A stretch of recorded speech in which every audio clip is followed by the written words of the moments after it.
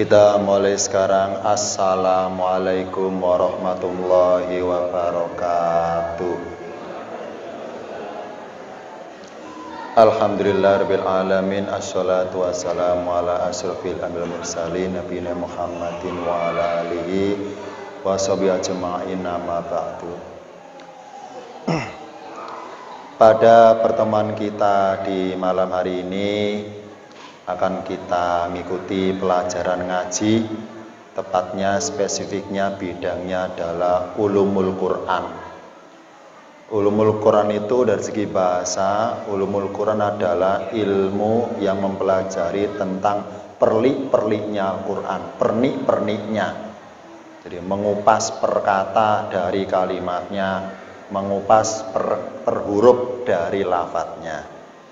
Pada kesempatan ini akan saya berikan materinya tentang mengungkap lafadz di Al-Quran yang berbunyi qolat, yang arti per kalimatnya qolat adalah berkata, agar kita setiap membaca ayat nemu lafadz qolat itu biar tersentuh. Nah, sekarang saya buka beberapa ayat yang ada lafadz qolat. Nanti kita simpulkan apa uniknya, apa hikmahnya di balik lafadz qolat di setiap ayatnya itu. Pertama saya bukakan tentang lafadz qolat, saya ambilkan di surat Ali Imran ayat 35. Saya baca di berkalimatnya. Kelihatan ya. Id qalatim ro'atu imrona rabbi inni nadartu laka ma fi batni muharraran fataqabbal minni innaka antas samiul alim. Ayatnya berawalan id, ini arti singkatnya ketika, arti sempurnanya ingatlah ketika. Id arti singkatnya ketika, arti sempurnanya ingatlah ketika. Oh, berarti setiap kita nemu ayat berawalan id bermaksud mengingatkan kembali tentang suatu peristiwa yang kita cenderung lupa peristiwa itu, maka Allah ngingetin lagi kepada kita lewat ayatnya dengan lafadz id, ingatlah ketika. Nah, mari kita ingat peristiwa apa ya? Qalatim ro'atu imrona. Qol ini kalau dibaca wasol, dibaca sambung, qolati taknya kasroh, qolati. Kalau dibaca perkata taknya sukun, qolat. Nah, karena kita membaca Quran itu membaca pengertian bersambungan kata demi kata, maka tulisan qolat kalau dibaca wasol, dibaca sambung menjadi qolati. Oh, berarti harokat ti atau kasro ini tidak asli. Ini harokat buatan. Ibarat kue itu pemanis buatan, supaya manis, dibaca supaya meringankan. Itqolat ketika berkata. Siapa yang berkata? Nah, berikutnya kalau dibaca perkata alifnya kasro. Imratu imrona, istrinya Imron. Kalau kita membuka nama-nama orang di Al-Quran, misalnya ada nama orang disebut Isa, Musa, Maryam, apalagi ya, Muhammad dan sebagainya. Maksudnya bahwa ketika ada seseorang, misalnya perempuan di Al-Quran disebut, tapi pakai inisial imro'atu atau mar'atu, maka mengandungi syarat bahwa ayat tersebut bisa juga terjadi bagi siapa saja yang mengalami seperti kisah ini. Contoh, Imratu Imrona, istrinya Imron. Memang di Al-Quran itu satu-satunya nama wanita yang disebut nama Al-Quran hanya Maryam. Selain Maryam, Allah juga pakai inisial semua. Misalnya Imratu Nuh, istrinya Nuh. Imratu Fir'aun, istrinya Fir'aun. Imratu Imron, istrinya Imron. Allah menyebut nama istrinya Imron, siapa namanya enggak disebut. Dalam sejarah dicatat istrinya Imron namanya Hanna, pakai hak Hanna. Ingatlah ketika istrinya pun berkata, ini berkata dalam doa ini, Robbi wahai Tuanku, ini sungguhnya aku nadartu, aku telah bernadar laka bagimu atau padamu.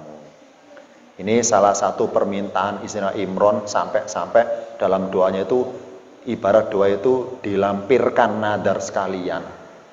Kenapa? Karena istrinya Imron itu menikah lama, tidak punya anak, lama nggak punya anak. Nah, istilah Jawa itu saking pinginnya punya anak, sampai-sampai berdoa minta loh, diiringin nadar. Nah, nadar tulaka, aku bernadar padamu ya Allah, mafi batni, apa yang di dalam perutku atau rahimku ini. Apa bentuk nadarnya? Muharroron. Secara bahasa muharroron artinya dimerdekakan. Maksudnya gini, Hana berdoa, ini bahasa saya, ya Allah, berilah aku seorang anak.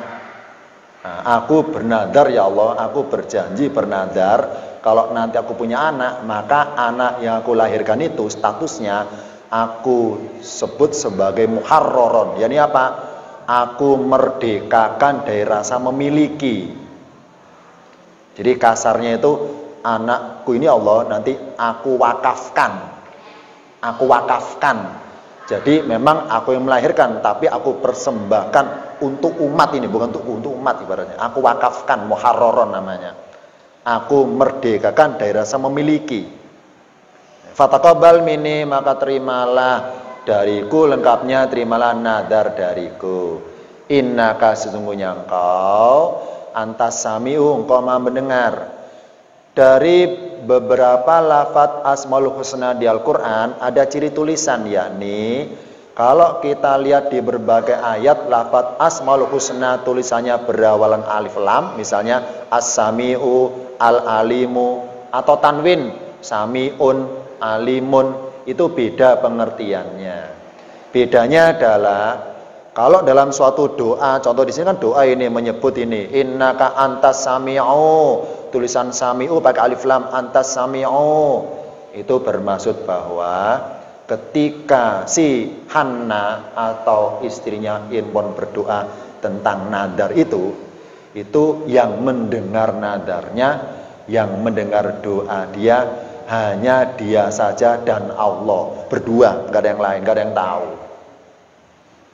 Tapi ketika kita berdoa kepada Allah, pas kita berdoa bersuara didengar orang juga, Allah juga dengar, maka penyebutannya Asmaul Husna pakai tanwin, innaka sami'un alimun.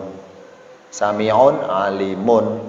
Kalau alif lam as-sami'u al-alimu, bahwa engkaulah satu-satunya yang mendengar doa saya. Innaka anta, sesungguhnya engkaulah al-alimu, satu-satunya mengetahui doa saya, mengetahui nadar saya. Di sini ada isyarat bahwa nadar yang bersifat pribadi, janji kepada Allah saja itu dari afdolnya adalah tersembunyi saja, disembunyikan saja, hanya berdua saja kita dengan Allah saja, yang dengar hanya Allah saja yang mengetahui. Contoh di sini, jadi Imron suaminya nggak tahu kalau istrinya punya anak tersebut, tidak tahu. Di sini qolat, ternyata kata qolat yang artinya berkata. Siapa yang berkata? Imro'atu, istrinya Imron. Oh, berarti di Al-Quran pemakaian kata qolat itu, yakni orangnya contohnya adalah perempuan. Imro'atu, Imron kan istrinya Imron kan perempuan, maka ketika berkata pakai lafadz qolat, ada akhirannya ta. Ini satu. Berikutnya, wa qalatil yahudu Uzairun ibnullahi wa qalatin nasara al-masihu ibnullahi. Contoh lafadz qolat yang pelakunya bukan perempuan tapi orang Yahudi dan Nasrani. Wa qalatil yahudu, dan berkatalah orang Yahudi, Uzair ibnullah, Uzair adalah anak Allah. Wa qalatin nasara, dan berkatalah orang Nasrani, Al-Masih, ini julukan kepada Nabi Isa alaihissalam. Al-Masih adalah ibnullahi, anak Allah. Titik, berhenti. Nah, jadi menurut pemahaman Yahudi, Uzair seorang pemuda yang hafal Taurat, seorang pemuda, satu-satunya pemuda pada zamannya itu yang hafal Taurat, di mana manusia zamannya itu tidak ada hafal Taurat, maka mereka menyusun Taurat yang sudah hilang lenyap itu. Narasumbernya dari Uzair langsung. Maka mereka mengkultuskan si Uzair itu. Karena menurut pemahaman mereka bahwa Taurat adalah firman Tuhan, maka yang hafal firman Tuhan tentu keluarga Tuhan. Jadi Uzair dianggap punya titisan. yakni Allah menjelmakan dirinya sebagai Tuhan dalam diri Uzair itu, maka berfirmanlah secara sempurna Taurat. Uzair dikultuskan Yahudi sebagai anaknya Tuhan. Nah, kalau versi Nasrani, Al-Masih Isa lah anak Tuhan, Isa. Makanya kedua golongan ini saling berbeda sikap tentang masalah ketuhanan. Jadi perbedaan paling mendasar antara Nasrani adalah tentang pemahaman anak Tuhan. Oh, berarti lafadz qolat di ayat ini pelakunya harus perempuan, yakni seorang Yahudi dan seorang Nasrani. Ini contoh kedua, lafadz qolat pelakunya Yahudi dan Nasoro. Contoh berikutnya, pelakunya qolat berbunyi rusuluhum, sahabat kata. Qolat rusuluhum, rasul-rasul mereka berkata, atau utusan-utusan mereka berkata, afillahi syakun, apakah tentang Allah ada keraguan? Para Allah adalah fatiri samawati wal ardi, pencipta langit dan bumi. Yad'ukum, dia memanggil kalian, liyaghfira lakum, supaya dia mengampuni bagi kalian. Titik, berhenti. Tadi kita sholat maghrib ada namanya adzan ya. Secara bahasa itu adzanun artinya seruan. Jadi sama dengan nidaun, seruan, tapi seruan bernada panggilan. Jadi kalau bicara hakikatnya adzan itu adalah Allah itu memanggil kita untuk diberikan kesempatan bagi kita untuk mudahnya terampuni dosa-dosa. Dengan cara apa? Ini beribadah tadi itu barusan. Nah, mari kita itu ketika merespon adzan bukan sesuatu yang sifatnya kewajiban untuk menyembah Allah, tapi berupa kebutuhan untuk diampuni dosa kita oleh Allah. Ya, mari ke sana motivasi supaya dalam semangat merespon suara adzan itu merasa ringan. Ibarat gini ibaratnya, Allah ngelempar kita tali, adzan kayak tali, ditarik disendat langsung direspon ini. Disendat Allah kita nggak respon, ya sudah wassalam, diulur-ulur malahan. Kesana pengertiannya. Mari ketika dengan suara adzan ibarat Allah melempar tali, mari dipegang dari itu, bil waratil wusqa, dipegang itu. Karena kita siap ditarik mendekat. Nah, ketika Allah melempar tali ternyata kita nggak megang tapi nggak mau ditarik, ya sudah diulur-ulur, dibiarin malahan. Nah, sama di sini, yad'ukum liyaghfira lakum min dunubikum. Apa dunubi itu? Dosa atau rasa bersalah yang mengarahnya vertikal yang ke atas. Jadi dosa definisinya adalah rasa bersalah. Ada dua, ada rasa bersalah kepada sama manusia, ada sebenarnya kepada Allah. Bedanya istilahnya kalau kepada Allah namanya dzanbun, jamaknya dzunubun. Jadi barang siapa dosa kepada Allah, nah dosa itu sebutannya dzunubun. Ini pun sebutan dalam pengertian bahasa tafsirnya. Kalau pengen tahu bahasa terjemahannya aslinya, danbun, dunubi, dunubun, itu artinya maaf ya, artinya kasar. Ekor yang mengikuti. Ini secara bahasa ini. Kenapa? Karena Allah tuh nyiptakan manusia hanya nyiptakan tulang ekor, tapi nggak ada ekornya, hanya tulang saja. Nah, barang siapa berbuat dosa pada Allah, maka menciptakan ekor dalam diri dia secara gaib. Dosanya semakin banyak, ekor tambah panjang. Nah, semakin banyak dosa kita dalam setahun nggak tobat-tobat, tambah panjang. Nah, yang membedakan manusia dengan binatang adalah ekornya. Maksudnya bahwa Allah itu melarang kita berbuat dosa supaya status kita sebagai hamba atau makhluk yang mulia itu tetap unsur mulianya tetap ada. Kenapa mulia? Karena nggak ada ekornya. Kalau kita berdosa ada ekornya berarti kayak binatang. Makanya ada suatu ayat Allah nyindir bahwa inna syarrad dawabil ladina kafaru, karena mereka la yu'minuna. Sesungguhnya seburu-burunya makhluk melata. Apa sih dawabun? Melata itu istilah Jawa itu geremet. Sesungguhnya seburu-buru makhluk yang bergerak di bumi adalah orang kafir. Kenapa? Karena nggak beriman. Kenapa nggak beriman? Karena nggak beriman berarti dosanya kan banyak, ekornya panjang. Hewan saja bertasbih kok. Binatang aja bertasbih kok muji Tuhan. Kok dia enggak? Oh berarti kan sama-sama punya ekornya loh ya. Hewan punya ekor. Manusia berdosa kan ada ekornya berarti. Tapi beda kan statusnya, hewan bertasbih, manusia enggak. Jadi Allah itu pengen kita dalam kondisi tetap mulia tiap harinya. Apa tanda mulianya? Tidak muncul ekor dalam diri dia. Tidak muncul danbun atau dunubun. Nih. Jadi barang siapa punya dunubun berarti menciptakan ekor dalam diri dia. Sudah. Oh berarti lafadz qolat artinya berkata. Yang berkata maksudnya lafadz qolat itu dipakai siapa saja pelakunya. Bisa perempuan, contohnya istrinya Imron. Bisa orang Yahudi Nasrani. Bisa rusulu, yakni orang-orang yang dalam bentuk jamak. Para rasul berkata. Oh berarti lafadz qolat itu pelakunya bisa banyak orang. Contohnya rusulu artinya utusan-utusan atau rasul-rasul. Contoh lagi, itqolatil malaikatu. Oh berarti lafadz qolat di Al-Quran juga pelakunya bisa dipakai malaikat. Lafadz qolat itu karena ada ayatnya itqolatil malaikatu. Ingatlah ketika malaikat berkata kepada siapa? Ya Maryamu, pada Maryam. Wahai Maryam, innallaha sungguhnya Allah yubassiruki, menggembirakanmu atau memberi kabar gembira, bi kalimatin dengan suatu kalimat minhu darinya, ismuhu namanya Al-Masih Isa putra Maryam, wajihan fid dunya. Dari kata wajhun, wajah kan muka. Kalau wajihan terkemuka, bahasa Arabnya wajihan terkemuka.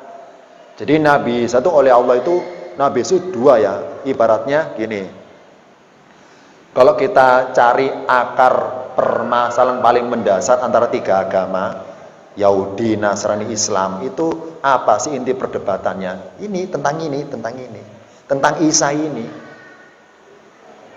Ya, tentang Isa ini. Menurut orang Islam, Isa itu manusia biasa, bukan anak Tuhan. Menurut Nasrani, Isa itu anak Tuhan. Menurut Yahudi, Isa itu tumbal, bukan anak Tuhan, bukan. Jadi Isa itu wajihan terkemuka. Jadi pusat pembicaraan seluruh agama di dunia, fit dunia. Jadi bahan perhatian. Dan wal akhirati, dan akhirat nanti sama juga di akhirat. Isa itu jadi sentral perhatian di akhirat. Karena rekaman surah yang lainnya. Jadi Allah ngumpulin para nabi, kemudian Isa ditampilkan di situ di depan umum itu. Allah tanya, "Wahai Isa, apa kamu pernah nyuruh kaummu menyembahmu atau menyembah ibumu?" Ini sambutnya dari surat Al-Maidah akhir. Isa jawab, "In kuntu qultuhu faqad alimtahu." Ya Allah, jika kau pernah berkata seperti itu, kau pasti mengetahuinya.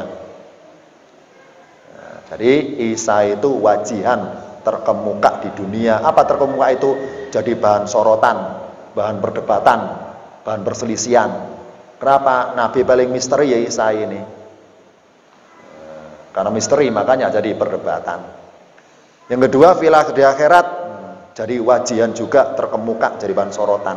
Jadi dialog Allah nanti di akhirat kepada Isa tanya jawab itu terekam di Al-Quran. Sedangkan dialog Allah dengan Nabi yang lainnya nggak terekam di Al-Quran. Oh berarti kasarnya Quran itu sudah ngasih bocoran tentang dialog yang nanti terjadi di akhirat. Allah tanya jawab dengan Isa terekam di surat Al-Maidah ayat 110 ke atas. Sudah wajihan. Oh berarti kata qolat pelakunya juga bisa malaikat. Wa qolatil malaikatu id qolatil malaikatu, malaikat berkata. Sudah ya. Contoh lagi lafaz qolat. Wa qalat ta'ifatun minal kitabi, dan berkatalah segolongan dari ahli kitab. Di Al-Quran ada dua sebutan tentang kitab, berbunyi ahlul kitab, yang kedua berbunyi alladzina utul kitab. Misalnya gini ayat berbunyi, ya ahlal kitabi, artinya wahai ahlil kitab. Lakul alladzina, ya ayyuhalladzina utul kitaba, wahai orang-orang yang telah diberi Alkitab. Jadi di Al-Quran saudara-saudara kita Yahudi Nasrani itu Al-Quran nyebutnya dua, statusnya dua. Yang pertama disebut dengan ahlul kitab, yang kedua dengan alladzina utul kitab. Nah, bedanya adalah kalau berbunyi ahlul kitab maka bermaksud kepada ini jemaatnya atau jamaahnya atau umatnya. Kalau alladzina utul kitab bermaksud kepada ulamanya. Kalau ahlul kitab orang yang menyandang kitab, menyandang ya yang meyakini apa yang dia sandang itu. Kalau alladzina utul kitab orang yang merasa telah diberi Alkitab turun temurun dari nabinya masing-masing itu. Karena di sini pakai ahlul kitab berarti bermaksud segolongan dari umat-umatnya Yahudi maupun Nasrani. Dan berkatalah segolongan dari ahli kitab itu. Nah, berkatanya kepada sesamanya. Ini peristiwa di Madinah ya. Ingat bahwa surat Ali Imran itu kalau kita barangkali di antara kita ada yang hafal surat Ali Imran dan surat Maryam itu banyak kemiripan lafaz atau bunyi. Kenapa? Karena isinya surat Ali Imran dan isinya surat Maryam membahas tentang keluarga ini, keluarga Imran. Ali kan keluarga, Ali Imran keluarga Imran. Berapa personilnya? 7. Jadi surat Ali Imran itu kalau bicara keluarga Imran membahas 7 orang ini. Siapa saja? Imran. Yang dibahas di Imran ya Imran. Terus istrinya Imran, kan punya anak namanya Maryam. Maryam punya anak namanya Isa. 4 ya, kurang 3. Siapa 3 ini? Yakni saudaranya istrinya Imran, perempuan dinikahi Zakaria. Zakaria punya anak Yahya 7. Setelah itu putus. Maksudnya putus apa? Enggak ada nasabnya Imran lagi setelah itu. Putus. Nah, Allah kehendaki surat Maryam turun di Mekah. Ali Imran turun di Madinah. Nah, sebelum Rasul hijrah ke Madinah, Maryam turun duluan di Mekah. Suratnya maksudnya bukan turun duluan. Sebagai bahan Rasul ketika hijrah ke Madinah, tanya jawab, dialog dengan orang-orang Yahudi di Madinah, Rasul bisa nyambung. Kenapa? Karena sudah menguasai bahan tentang keluarga Imran. Jadi makanya Ali Imran turun di Madinah, turunnya beransur-ansur, enggak urut suratnya, karena bertemakan tentang dialog lintas agama. Rasul nerima utusan dari Najran 60 pendeta itu dialog tentang Isa.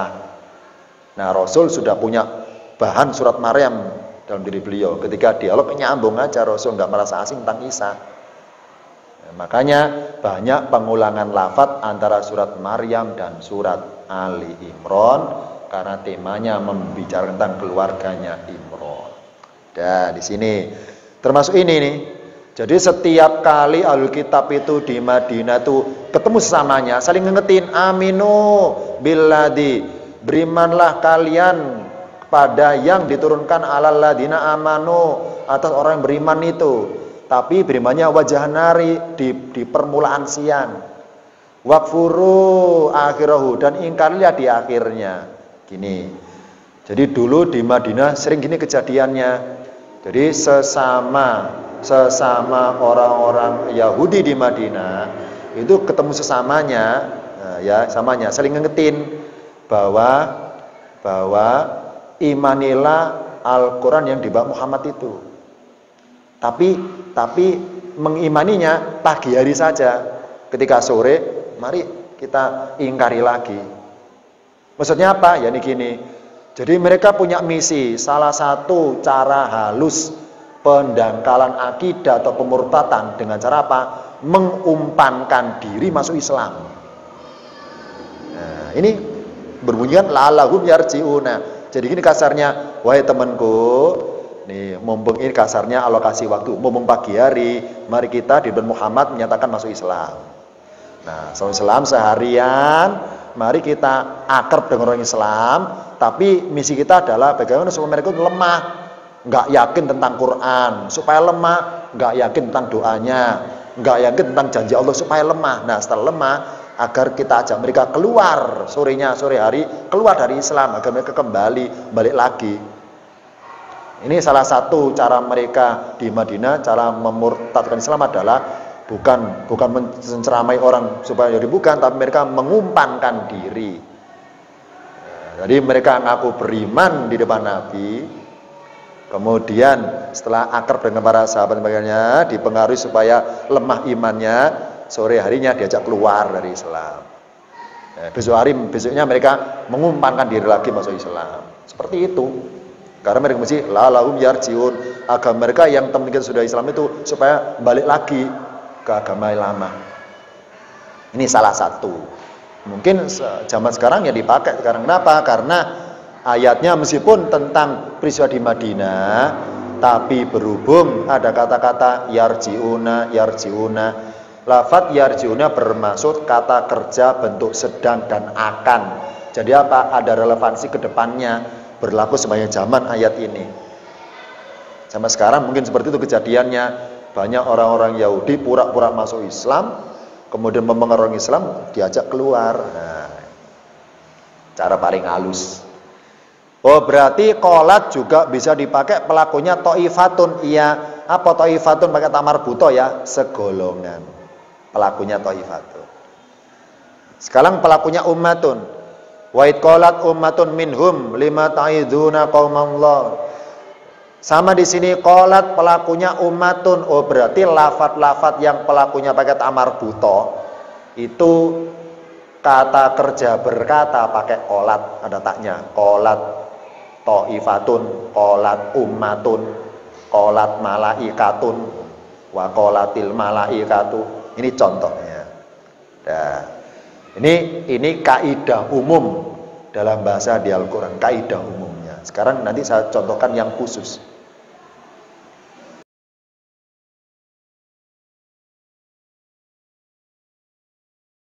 Ternyata di luar dugaan gini jawabannya.